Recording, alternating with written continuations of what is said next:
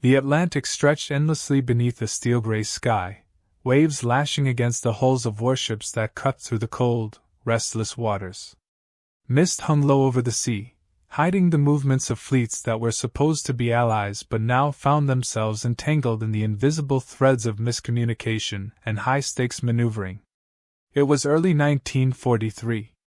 The war in Europe had escalated to unprecedented levels, and while the United States and the United Kingdom shared a common enemy, tensions simmered beneath the surface.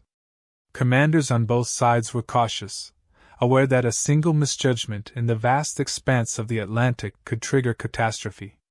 Rumors of conflicting orders, overlapping patrol zones, and misidentified vessels had set the stage for what would later be remembered as one of the deadliest near clashes between Allied navies. On the American side, Admiral William H. Fletcher scanned the horizon from the bridge of his flagship, the USS Washington, a battleship bristling with firepower. Radar blips flickered in the distance, and signals from convoy escorts crackled intermittently through the radio. Every ship in the task force had been trained to anticipate enemy submarines and surface raiders, yet the unpredictable element now was not German U-boats. It was another Allied fleet operating nearby. Across the water, the Royal Navy's HMS Valiant and its accompanying destroyers moved with disciplined precision, their crews unaware of the proximity of the American squadron until reports from reconnaissance planes suggested an unidentified force in the northern sector. Captain Edward Harrington of the Valiant tightened his jaw as he considered the implications. Identification protocols were strict, but in the fog and high seas, even the best training could falter. Below deck on both sides, sailors adjusted gun turrets, checked ammunition stores, and prepared for scenarios that few had ever imagined. The Atlantic was already a battlefield, its waters littered with the remnants of German U-boats and sunk merchant ships. Now, the specter of an accidental engagement between allies loomed over the horizon, threatening disaster with each passing wave. The tension was palpable. On the USS Washington, Lieutenant James Carter monitored the binoculars, his eyes scanning the gray line where sea met sky. Smoke plumes from distant funnels indicated the movement of large vessels, but distinguishing friend from potential threat in the dense fog required acute skill. "Sir," he said, his voice tight, "bearing 045. Unknown ships on radar. Could be friendly, could be something else." Admiral Fletcher's eyes narrowed. "Maintain course, Lieutenant.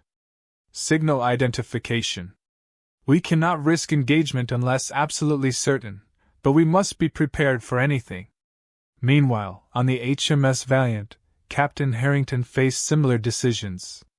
The officers around him debated whether to deploy reconnaissance planes or move the destroyers into a defensive formation. Each option carried risk. Moving too aggressively might provoke the Americans. Moving too cautiously might leave them vulnerable if German forces were nearby. As the two squadrons drew closer, the morning mist thickened. The hulls of destroyers, cruisers, and battleships loomed like ghostly silhouettes through the haze. Each captain gave orders with deliberate precision, every maneuver calculated to avoid misunderstanding, yet the ocean's vastness made certainty impossible. Suddenly, a single gun report cracked across the water, a misfired shell from a British destroyer that landed harmlessly in the sea. The sound echoed, setting nerves on edge. On both sides, crews gripped railings, eyes darting toward the nearest silhouettes. Each ship was a fortress, bristling with guns ranging from 5-inch dual-purpose cannons to massive 16-inch main batteries. Yet even this arsenal seemed secondary to the tension of uncertainty. For hours, the fleets moved in near-perfect parallel, maintaining distance yet watching every twitch of the enemy's rigging, every flare of signal lamps, every radar ping. Orders were relayed up and down the chains of command with precision, yet hesitation and doubt gnawed at the minds of officers. One wrong decision, one misidentified ship, one nervous gunner could ignite an engagement that would pit American and British ships against each other, an unthinkable scenario in a war fought on shared purpose. The psychological strain was immense. Sailors whispered rumors below deck, speculating about whether the other side was aware of their presence, whether warships could mistake friendly maneuvers for hostile intent. Fear mixed with adrenaline, a combination that made even routine adjustments to course feel monumental. By late afternoon, the fleets were within visual range. Through the mist, towering superstructures of battleships became visible, their silhouettes dark against the fading sun. Fletcher and Harrington, both veterans of naval warfare, realized the gravity of the moment. The Atlantic had never felt smaller, every wave now a potential catalyst for catastrophe. And yet, for all the danger, both sides displayed extraordinary discipline. No shots were fired, miscommunications were corrected, signals clarified, and cautious maneuvers maintained. The near collision of Allied Titans became a testament not just to human error, but to the extraordinary skill and professionalism of naval crews who, despite fear and uncertainty, avoided disaster. By nightfall, the fleets had passed, mist obscuring their retreating silhouettes. The tension ebbed, leaving in its wake a strange mixture of relief and lingering unease. The forgotten clash, as it would later be known, remained largely unrecorded in popular histories, yet its impact on naval procedures and Allied coordination was profound. Identification protocols were tightened, communication procedures rewritten, and lessons learned from that near catastrophe would influence every naval operation for the remainder of the war. Below deck on the USS Washington, Lieutenant Carter exhaled, staring at the instruments and radar screens now quiet. On the HMS Valiant, Captain Harrington did the same, contemplating how easily a single error could have escalated into a friendly fire disaster. The Atlantic returned to its restless, rolling rhythm, waves slapping against steel hulls, echoing the silent tension of the day. Above it all, both fleets sailed onward, aware now, more than ever, that even allies must navigate the precarious balance between caution, aggression, and trust on the unforgiving stage of naval warfare. Dawn broke with a cold gray light that shimmered across the restless Atlantic. The sea churned beneath steel hulls as both the USS Washington and the HMS Valiant squadrons adjusted their courses for the day's operations. The mist, still clinging to the waves, obscured sight lines, leaving crews dependent on radar, signal lamps, and intuition. On the American flagship, Admiral Fletcher convened his senior officers in the cramped bridge. Charts, radar readings, and intercepted communications cluttered the table. "Our sectors overlap," Fletcher began, his voice calm but firm. "We must proceed with caution. Identification errors are the greatest threat, not German forces this time, but ourselves. Maintain distance, verify every signal, and above all, do not fire unless positive contact is hostile." Meanwhile, aboard the HMS Valiant, Captain Harrington held a similar briefing. "Intelligence reports show American destroyers in our patrol zone," he said, pointing to the chart with a gloved hand. "We must treat unidentified contacts as potential hazards. Engage only if absolutely necessary. Every gun, every torpedo, must be under strict command." Despite careful planning, the tension was immediate. Lookouts scanned the horizon, binoculars trembling in cold hands. Radar operators noted blips moving in parallel, then slightly diverging, then converging again. Each echo brought with it the potential for catastrophe.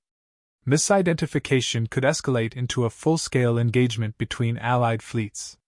The first real test came mid-morning. A British destroyer, rounding a foggy ridge of waves, spotted what appeared to be an American cruiser approaching from the north. Misreading the identification lights, the captain raised his guns into firing position, fingers hovering over triggers. Simultaneously, on the American side, Lieutenant Carter spotted the British hull looming through the mist, unsure whether to report a hostile ship or risk overreaction. Time seemed to slow. Crew members held their breath, the only sound the lapping of water against steel. Below deck, sailors whispered prayers, aware that a single misstep could ignite a chain reaction with no return. Fletcher's orders rang in Carter's mind. "Do not fire unless certain." Harrington's crew echoed the same mantra, hands tense on the firing mechanisms. Then, a series of signal flares illuminated the air. Red and green lights, carefully coded, conveyed identity information between the squadrons. Recognition procedures were painstaking but precise. One by one, each captain confirmed the identity of the other's ships. Relief washed over both bridges, but it was tentative. The Atlantic had not yet released its tension.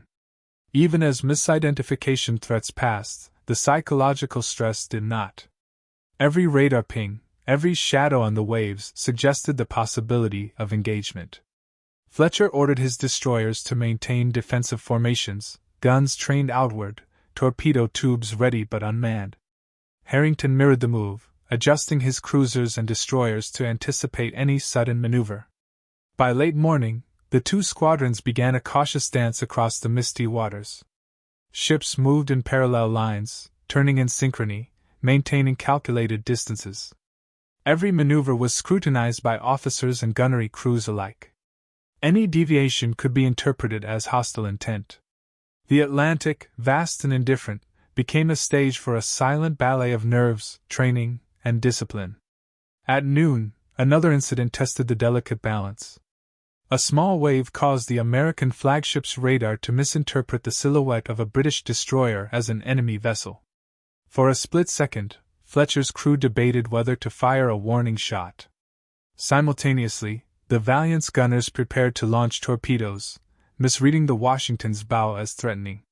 The moment was frozen in tension. Then, a single officer spotted the error: the familiar outline of a flag, the shape of the funnels, the timing of engine churning. Orders were reversed, weapons lowered, and a dangerous near-catastrophe was averted. The crews exhaled collectively, the lesson indelibly burned into their minds: vigilance was as lethal as the enemy's guns. Communication became paramount. Signal lamps blinked coded messages back and forth, while radios transmitted identification codes, courses, and updates. Reconnaissance planes hovered above, adding aerial confirmation of fleet positions. Each unit became a node in an intricate network, where a single misstep could trigger disaster. By late afternoon, the squadrons were within striking distance of each other's maximum gun range, yet no shots were fired. The sea, indifferent to human tension, rolled calmly beneath steel hulls, as if mocking the fragile alliance teetering on the brink. Fletcher and Harrington, veterans of countless battles, recognized the significance of restraint. In another time, another place, this encounter could have erupted into destruction. Still, subtle maneuvers continued. Each captain probed the other's reactions, testing formations, observing reactions to changes in speed, bearing, and signaling. It was a game of nerves, discipline, and psychological warfare. The Atlantic had become a crucible for Allied naval cooperation, even under the shadow of potential catastrophe. As evening approached, the sun broke through the mist, casting silver trails across the water. Both fleets had learned valuable lessons: how to communicate under pressure, how to avoid friendly fire incidents, and how easily human error could escalate into disaster. The so-called forgotten clash had, in its tension and near engagement, reshaped procedures for identification, signaling, and fleet coordination. Below deck, sailors relaxed slightly but remained vigilant. Their hands were steady, their eyes sharp, aware that the Atlantic, calm though it seemed, had tested them in ways no gunnery drill ever could. Above them, the horizon stretched endlessly, a reminder that even in Allied cooperation, the margin for error in naval warfare was perilously thin. By nightfall, the fleets maneuvered away from each other, maintaining distance while acknowledging the lessons of the day. No shots had been fired, yet the near misses, misread signals, and tense standoffs had cemented a mutual respect and a renewed commitment to disciplined procedure. The Atlantic returned to its rolling rhythm, waves lapping quietly against steel hulls, as if exhaling the tension of the day. The forgotten clash had not erupted into battle, yet its significance was profound. Officers on both sides documented the events meticulously, updating protocols, training manuals, and operational guidelines to prevent any future near misses. What could have been a catastrophe instead became a defining lesson in naval coordination, restraint, and the razor's edge between war and accident. The morning fog lifted slowly, revealing a restless Atlantic that glimmered under a pale, diffused sunlight. The two squadrons, American and British, maintained parallel courses, eyes and radar fixed on the horizon. What had been a tense standoff yesterday had now evolved into a more precarious game of maneuvering and observation. Every wave, every shadow on the water, seemed a potential harbinger of disaster. On the USS Washington, Admiral Fletcher reviewed reports from reconnaissance aircraft circling above. "They're adjusting their course again," Lieutenant Carter observed, scanning the radar. "Possible miscommunication, or testing our reactions." Fletcher nodded, knowing full well that even allies could mistake probing for aggression. "Hold formation. Defensive posture only. Every decision counts." Simultaneously, aboard the HMS Valiant, Captain Harrington signaled his destroyers to tighten their formation. The British fleet, skilled in naval precision, understood the dangers of the Atlantic and the perils of misidentification. "Stay alert," Harrington ordered. "One error, and we could be firing on the wrong fleet." Despite caution, tension mounted. Around midday, a sudden radar ping caused the American gunners' hearts to leap. A silhouette appeared through the haze, a cruiser-like shape approaching rapidly. Lieutenant Carter's voice trembled slightly as he reported the sighting. "Sir, possible hostile vessel bearing 110 degrees. Distance, 12,000 yards." Fletcher's jaw tightened. He had seen misidentifications before, but the stakes today were higher than ever. Orders were given with meticulous clarity. "Gunners, do not fire unless we have visual confirmation. Signal for identification immediately. Prepare evasive maneuvers if necessary." Meanwhile, the British destroyer HMS Lively spotted a similar silhouette through the morning mist. The captain's first instinct was to assume hostility, but training held firm. Signal lamps blinked, flags snapped in the wind, and radio messages crackled through the channels. Both sides were now engaged in a deadly dance of communication and hesitation.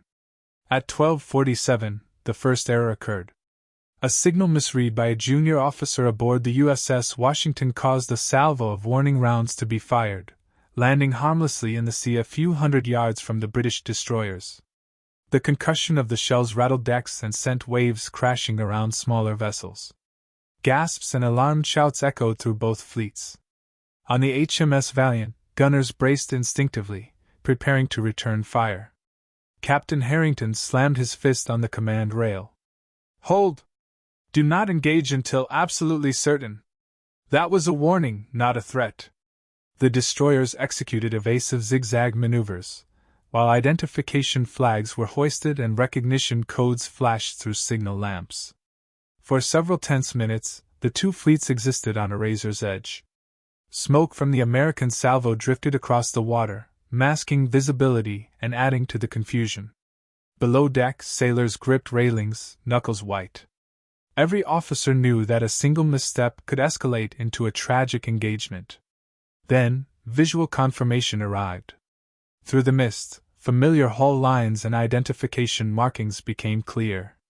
The shape, initially misread as hostile, was indeed a British destroyer. Relief washed across both bridges, but it was brief.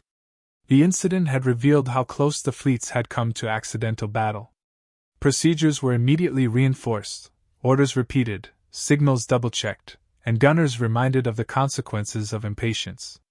As the day progressed, small skirmishes of maneuvering continued.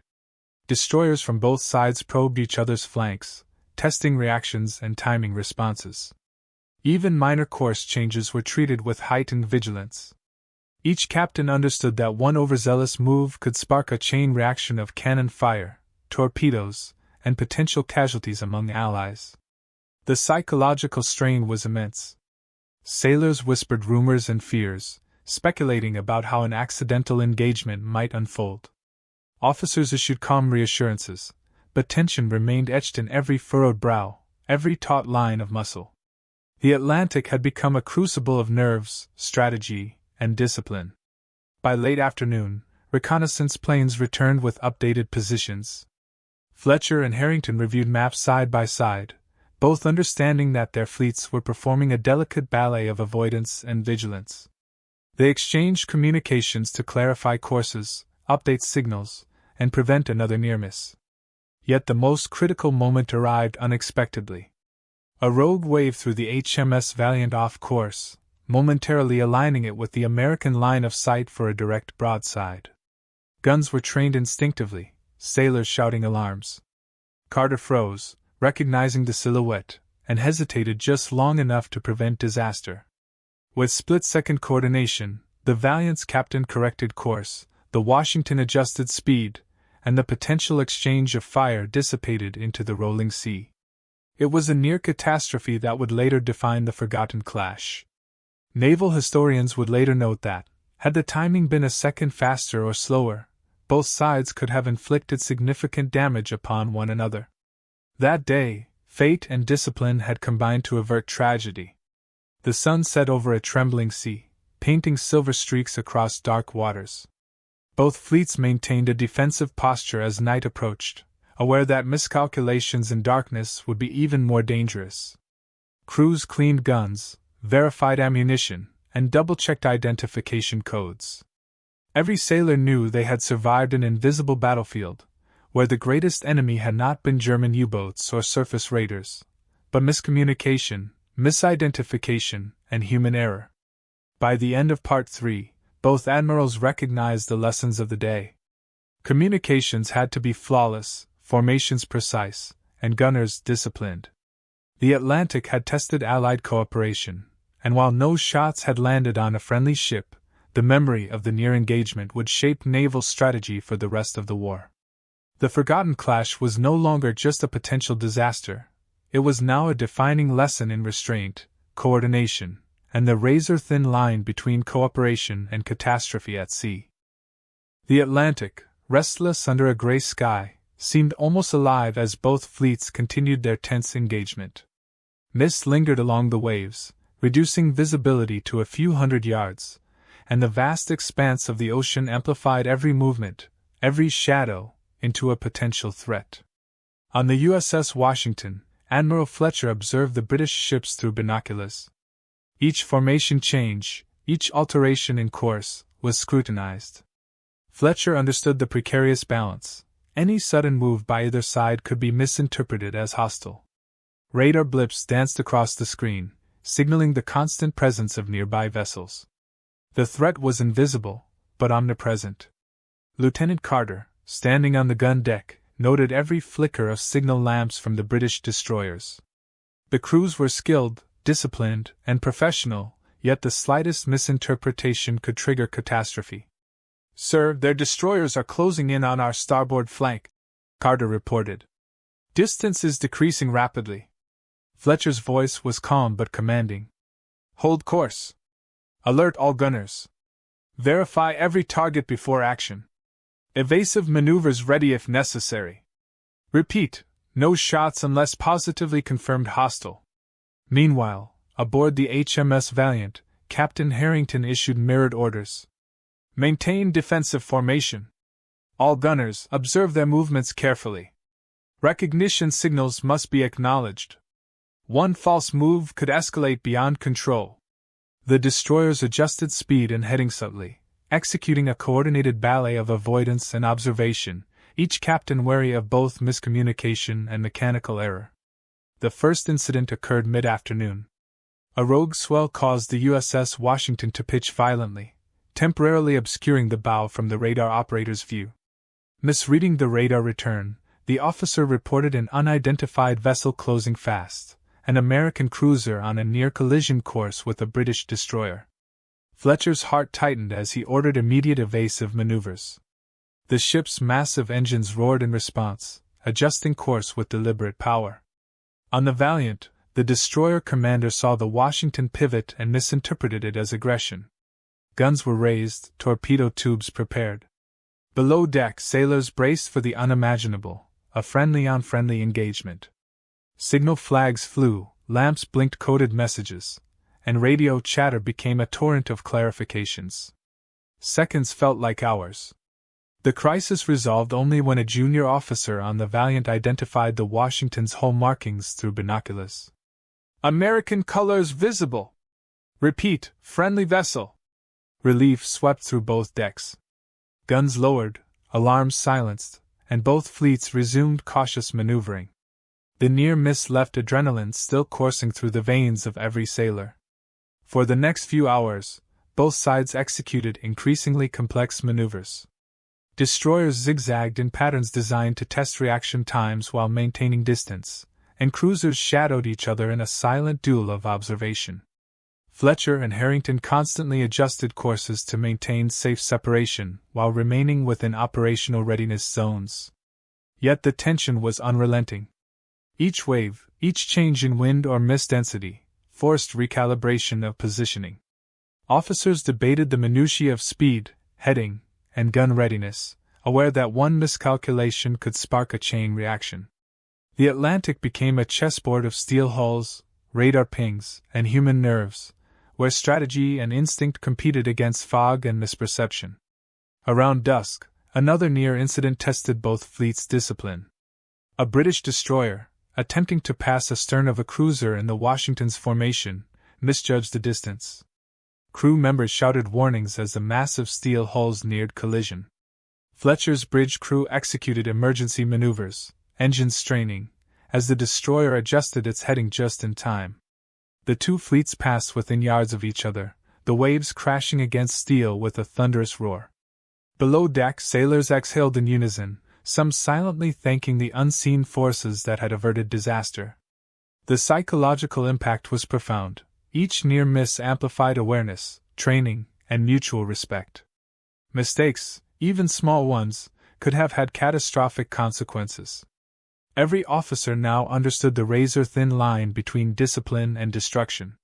By nightfall, both admirals took stock of the day's maneuvers. No shots had been fired directly at friendly ships, yet the combination of misread signals, rogue waves, and human hesitation had created moments where disaster was imminent. Recognition protocols were reviewed, identification signals reinforced, and gunnery crews reminded that patience and verification were their most lethal weapons. As darkness enveloped the Atlantic, searchlights traced across the waves, illuminating silhouettes of destroyers and cruisers. Mist rolled off the ocean like a living curtain, hiding what could easily have been a deadly engagement. Both fleets set defensive patrols, maintaining vigilance while retreating to safe distances. The day's events would later be studied by naval officers, not as a battle, but as an extraordinary lesson in coordination, risk management, and the psychology of friendly proximity in wartime. The forgotten clash had reached its zenith in tension. Minor collisions were narrowly avoided, miscommunications clarified just in time, and both admirals had proven extraordinary skill in crisis management. The Atlantic remained indifferent, waves lapping quietly against steel hulls, yet beneath the calm surface, human nerves and professional discipline had been tested to their limits. By the end of Part 4, a remarkable truth had emerged. In this near battle, the greatest weapons were not cannons or torpedoes, but restraint, communication, and precision. The American and British fleets had navigated a storm of potential catastrophe without a single friendly casualty, a testament to training, judgment, and sheer luck. Night had fallen over the Atlantic, draping the restless waters in a cloak of silver and black. Stars were hidden behind a veil of clouds, and the waves, agitated by constant wind, reflected the faint glow of distant ship lights. On the deck of the USS Washington, crewmen adjusted searchlights and radar instruments, scanning for any sign of movement. The day's earlier near misses had left tension lingering like smoke in a confined space. Every sound, every shadow could signal danger. Admiral Fletcher, standing at the bridge, watched the horizon with unwavering attention. "Maintain course, maintain distance," he instructed, his voice calm but commanding. "This is where discipline matters most. One misstep now, and we undo every lesson we've learned today." On the HMS Valiant, Captain Harrington mirrored this vigilance. Destroyers and cruisers held defensive positions, engines idling softly, guns ready but unmanned. Every officer knew that the darkness amplified uncertainty, making each wave, radar blip, or signal light a potential trigger for misjudgment. Around 2,200 hours, the first test of night operations came. A rogue swell in the dark horizon created an optical illusion. the silhouette of a British destroyer appeared much closer than it actually was. American gunners instinctively trained on the phantom target, fingers hovering over triggers. Lieutenant Carter's voice cut through the tense quiet. "Sir, we have a contact, possibly closing fast. I need confirmation." Fletcher's jaw tightened. "Hold. Wait for recognition. Verify before action." The command echoed through the ship, a reminder that restraint was now the most critical weapon aboard the Washington. A few minutes of tense observation passed, and binoculars revealed the familiar outline of the destroyer's funnel and flag. The potential engagement evaporated into relief. Simultaneously, on the Valiant, gunners readied torpedoes at the sight of what appeared to be an American cruiser moving unpredictably through the waves. Captain Harrington's voice rang with authority. "Do not fire. Identify first. Everyone, calm and verify." The crews obeyed, hearts pounding, as binoculars and signal lamps confirmed the friendly identity of the approaching vessel. The fleets continued to weave intricate patterns, carefully coordinating positions to avoid accidental crossings. Destroyers executed tight zigzag maneuvers, screening their larger cruisers, while battleships maintained parallel courses. Every turn, every adjustment, was made with meticulous attention to proximity, heading, and timing. Even a slight miscalculation could have triggered disaster. Around midnight, a sudden squall swept across the Atlantic. Waves rose higher, and visibility plummeted. Ships rocked violently, radar readings flickered, and recognition signals became harder to discern. The crews were exhausted but alert, aware that fatigue could be as dangerous as any enemy weapon. Fletcher ordered additional caution, reducing speed while maintaining readiness. Harrington followed suit, tightening formation without breaching safe separation distances. In the darkness, small mistakes created heart-stopping moments. An American destroyer momentarily obscured the Washington from a British radar operator, creating a brief panic on the Valiant. Guns were trained instinctively, and sailors shouted alarms. Only the quick recognition of flag markings prevented a volley of shells from being fired. Both bridges erupted and shouted orders to adjust heading, lower weapons, and communicate rapidly. As the squall subsided, the tension began to ease slightly. Crews below deck wiped sweat and rain from brows, hearts still racing from the near incidents.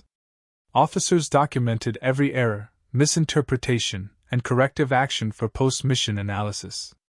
Each captain understood that this night had been more perilous than many actual combat operations against enemy fleets. By the early hours of dawn, the squadrons had passed each other without a single shot fired at a friendly ship. The Atlantic returned to its rhythmic, rolling motion, as if acknowledging the disciplined restraint and extraordinary professionalism of the men aboard. Fletcher and Harrington shared brief radio communications, confirming positions, reviewing maneuvers, and expressing cautious relief. The fleets dispersed, each returning to assigned patrol zones. The forgotten clash, a near battle between two Allied navies, had reached its conclusion.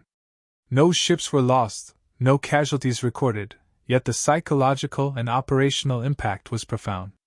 Recognition protocols, identification procedures, and night maneuvering tactics were immediately revised based on lessons learned.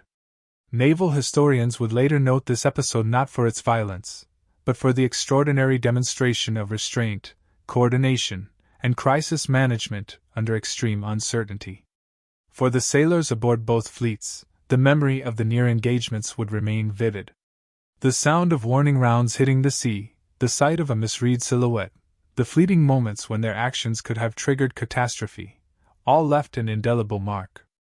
They had learned firsthand that in naval warfare, sometimes the greatest victories are avoiding accidental disaster.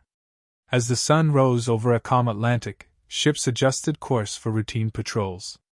Below deck, sailors shared quiet conversations, reflecting on the tension and relief of the past night.